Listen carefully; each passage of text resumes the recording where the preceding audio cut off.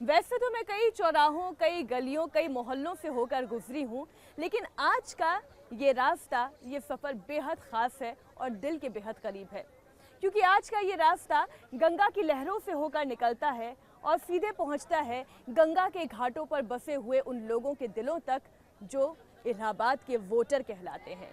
जी हाँ, वो वोटर जो 2019 की राजनीति की सियासी तस्वीर भी दिखाने वाले हैं और राजनेताओं की तकदीर भी तय करने वाले हैं। तो चलिए आज आप मेरे साथ जुड़िए इस वोट यात्रा में।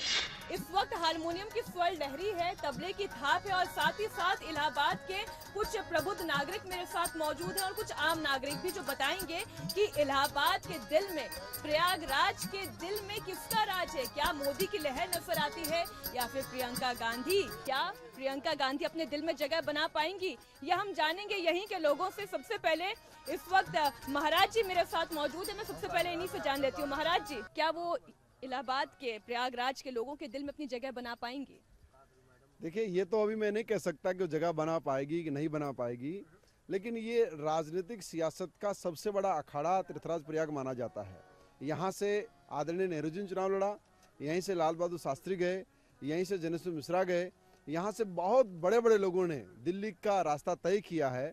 तो ऐसी स्थिति में अगर कोई राष्ट्रीय नेता किसी पार्टी का आता है तो निश्चित तौर पे कुछ बड़ी छाप, कुछ नया भाव दे करके जाएगा और देश को एक नई तरह की राजनीति देखने को मिलेगी। यानी आप ये कह रहे हैं कि राजनीति नहीं होगी, लेकिन ये नहीं बता रहे हैं कि प्रियंका गांधी यहाँ के लोगों के दिलों में राज कर पाएंगी कि नहीं कर पाएंगी, क्योंकि ये प्रयागराज है। इतना आसान नहीं है यहाँ के लोगों के दिलों में राज करना, क्योंकि यहाँ से बहुत बड़े लोग चुनाव लड़के हारे भी हैं। इतना आसान नहीं है कि यहाँ के लोगों को आप धर्म के नाम पे, जाति के नाम पे या किसी आडंबर पाखंड के नाम पे आप बटोर पाएं। आपको अपनी बात को बहुत सटीकता से रखना होगा। आप नेता हैं, आप जनसेवक हैं, आपकी दूरगामी योजनाएं क्या है। आप ये लेके मत आइए कि मैं मोदी हूं तो मुझे वोट दीजिए या मैं गांधी की बेटी हूं तो मुझे वोट दीजिए। नहीं, आप क्या कर सकते हैं, आपकी सोच क्या है। तो ये देश आगे चलने वाला है या बैठने वाला है? मैं कुछ और लोगों से जानती हूँ। 2019 में राहुल गांधी अवश्य प्रधानमंत्री बनेंगे, क्योंकि कांग्रेस एक ऐसी पार्टी है कि जो अपने वादों को खिलाफत नहीं करती। राहुल जी ने जो वादा किया है उसको पूरा करेंगे, क्योंकि छत्तीसगढ़, मध्य प्रदेश, राजस्थान में जो कांग्रेस बनी तो राहुल गांधी जी ने वादा किया था कि मैं किसानों का कर्ज माफ़ करूंगा, तो उन्होंने अपना वादा पूरा किया। राहुल गांधी, तुझको आना पड़ेगा, जो वादा किया है वो निभाना पड़ेगा। वो तो ये कह रहे हैं कि आने वाले हैं राहुल गांधी। बहना के कंधों पर भाई प्रधानमंत्री ऐसे नहीं बन सकता। प्रधानमंत्री बनने के लिए बहुत सारी क्वालिटी होना बहुत जरूरी है। अभी उन्हें ये पता ही नहीं किसान खेत में क्या उगाता है। जिस तरीके से आपके हारमोनियम की ये स्वर लहरी है, ठीक उसी तरीके से इस वक्त पूरी कांग्रेस पार्टी प्रियंका गांधी के स्वर लहरी में डूबी हुई है। कुछ कमाल हो पाएगा इस बार इलाहाबाद में या नहीं? हम लोग इस समय नाव पर बैठे हैं और माँ गंगा की गोद में हैं, तो मुझे एक बड़ा सुंदर सा गीत याद आ रहा है, तो मैं वही पेश कर रहा हूँ इस परिप्रेक्ष्य में। मेरी नैया में लक्ष्मण राम, गंगा मैया धीरे बहो। मोरी नैया में लक्ष्मण राम, गंगा मैया धीरे बहो।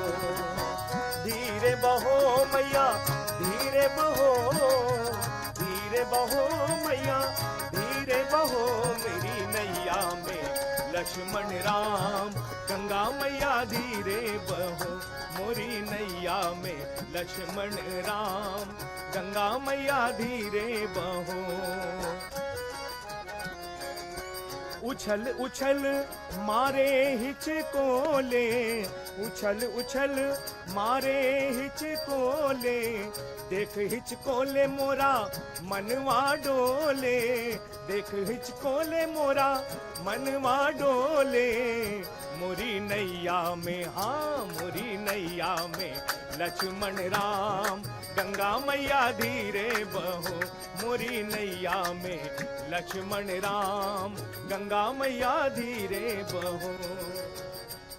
जैसे हम ये कह रहे हैं कि नैया में लक्ष्मण राम, गंगा मैया धीरे बहो, लेकिन आपने कहा कि हिचकोले भी बहुत खा रही है। अब ये किसकी पार्टी हिचकोले खा रही है, जरा आप ही बता दीजिए, कौन हिचकोले खा रहा है? हिचकोले कांग्रेस खा रही है। क्यों खा रही है? अब तो कांग्रेस पार्टी कहती है कि हम तो बड़े मजबूत हो गए हैं।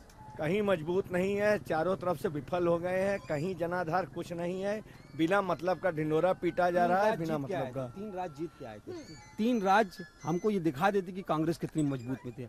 हम जब भी कमजोर हुए हैं उससे ज्यादा ताकत से उभर कर सामने आए हैं और यही 2019 में भी आपको सामने नजर आएगा। आप इसको देख लीजिएगा, मैं चैलेंज के साथ कह रहा हूँ, ये कोई झूठी और झूठा आश्वासन नहीं दे रहा हूँ। मोदी की तरह झूठ नहीं बोलती कांग्रेस। मोदी की तरह झूठ नहीं बोलती कांग्रेस। कांग्रेस तो हमेशा से झूठ बोलते 60 साल झूठ बोलती आई है, अब क्या सही बोलेगी। अब तो मोदी जी से कुछ आसरा है, उनको भी हटा देगी जनता, तो और कौन बचेगा फिर देश में। मोदी जी ने देश का विकास तो नहीं किया, लेकिन हाँ कुछ पूंजीपतियों का विकास जरूर किया, जैसे अंबानी, अडानी, नीरव मोदी।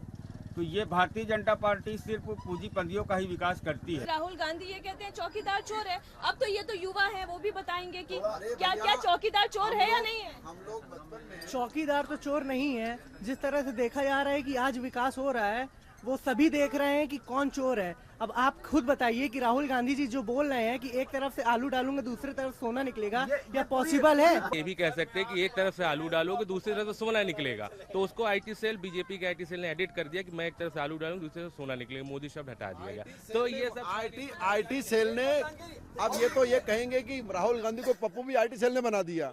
अब ये कहेंगे कि आईटी सेल की वजह से कांग्रेस प्रधानमंत्री बन पा रहे हैं। अगर संसद में आंख मारते हैं, उनसे क्या? संसद में आंख मारने वालों से हम प्रधानमंत्री बनाएंगे? अरे बाप रे, बेड़ा गर्क हो जाएगा देश का। मोदी जी नफरत फैलाते हैं, नफरत की राजनीति करते हैं। कितने दंगे हुए हैं मोदी सरकार में, कितने दंगे हुए हैं, कितने हिंदू मुस्लिम लड़े हैं इसमें, बताइए। एक दंगा बताइए। कांग्रेस ने तो हर 6 महीने में दंगा दिया था हमें, हर 6 महीने में लड़े थे हम। लेकिन जब से बने हैं, हमारे यहाँ पे रमजान भी बहुत सुकून से गया, हमारा सावन महीना भी सुकून से गया, बिकॉज ऑफ मोदी। मोदी जी ने कहा था कि रमजान में लाइट आती है तो दीपावली में क्यों नहीं? अगर घर घर में, अगर मोहल्ले में कब्रिस्तान है तो शमशान क्यों नहीं?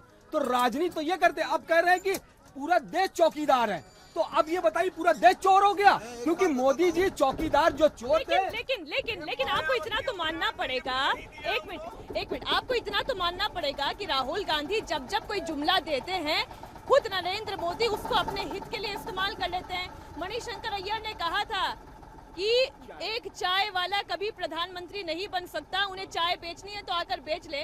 और आज राहुल गांधी कहते हैं कि चौकीदार चोर है।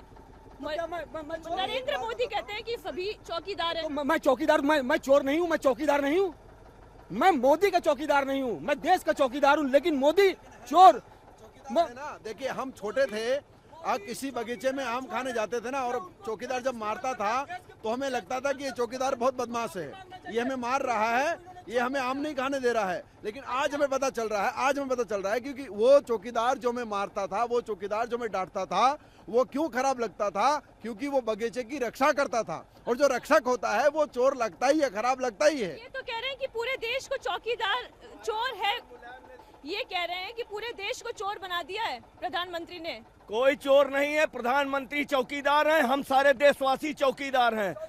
राहुल गांधी चोर हैं, राहुल गांधी चोर हैं। भाई साहब, मैं राहुल गांधी कैसे चोर हैं भाई साहब? राहुल गांधी इधर लाइए। ये राहुल गांधी ये नहीं कहा था, राहुल गांधी ने नहीं कहा था कि मैं चौकीदार हूँ, मुझको सजा दे देना अगर मैं गलत काम करूँगा। आपका क्या नाम है? मेरा नाम हरि भगत है। हरि भगत जी, अब आप ये बताइए कि ये गंगा साफ हुई है, ये गंगा आपको रोजगार देती है, नरेंद्र मोदी सरकार ने क्या आपके लिए कुछ किया या नहीं? हाँ बहन जी, किया। क्यों किया कि यहाँ एकदम सफाई हो गया है। गंगा का स्वच्छ है, यही कमी है कि गंगा में पानी बहुत कम है। पहले हमारे लोग का बचपन में बहुत पानी में आवाज़ आता था, 2 किलोमीटर 3 किलोमीटर जाने में भी आवाज़ आता था गंगा में। अब गंगा में पानी बहुत कम है। हाँ, गंगा में पानी कम है तो क्या मोदी जी गंगा में पानी भी बढ़ा देंगे?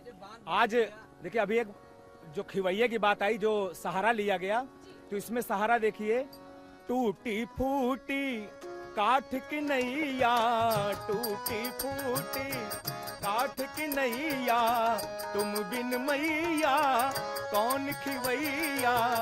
खिवैया लाया गया है और टूटी फूटी काठ की नैया तो आप समझ रहे हैं किसको मैं कह रहा हूँ। टूटी फूटी काठ की नैया तुम बिन मैया कौन खिवैया, मेरी नैया है बीच मझधार, गंगा मैया धीरे बहो, मोरी नैया है बीच मझधार, गंगा मैया धीरे बहो, मोरी नैया में लक्ष्मण राम, गंगा मैया धीरे बहो।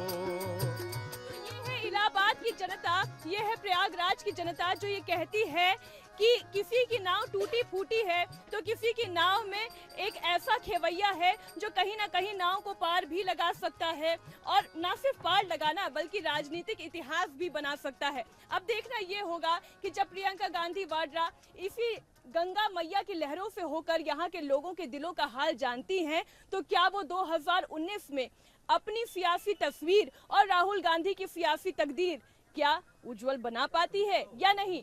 आप हमारे साथ लगातार जुड़े रहिए इस बोट यात्रा में। कैमरामैन अनिल मिश्रा के साथ मीनाक्षी जोशी, इंडिया टीवी, प्रयागराज।